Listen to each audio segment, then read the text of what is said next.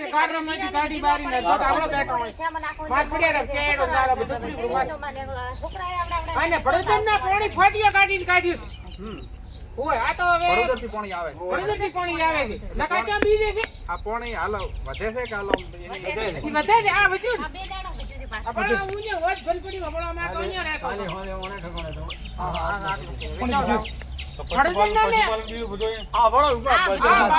પાણી ભરાવાનું કારણ ગામ લોકોનું કોઈ એવું છે કે ભડોદરથી જે પાણી સાયફર બાબતે એ ગામની અંદર આ સૌપુરાની અંદર સીમાડામાં નાખવામાં આવ્યું છે અને સૌપુરા ગામની અંદર પૂરું ગામ પાણીથી ભરાઈ ગયું છે.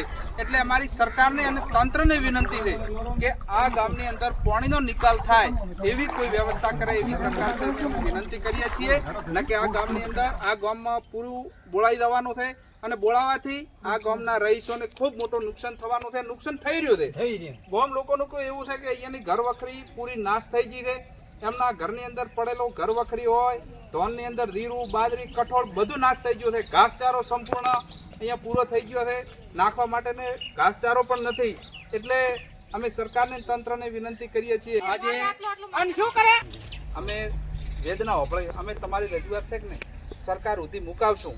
આજે સૌપુરા ગામે અમે આવ્યા હતા ફોન તો તમે ફોન કરીને આગળ બનાવના ફોન થી નકા મોટા સાહેબ સૌપુરા ગામમાંથી કાયમી પાણીનો નિકાલ થાય એવી વ્યવસ્થા કરે એવી સરકારને અમે વિનંતી કરીએ છીએ.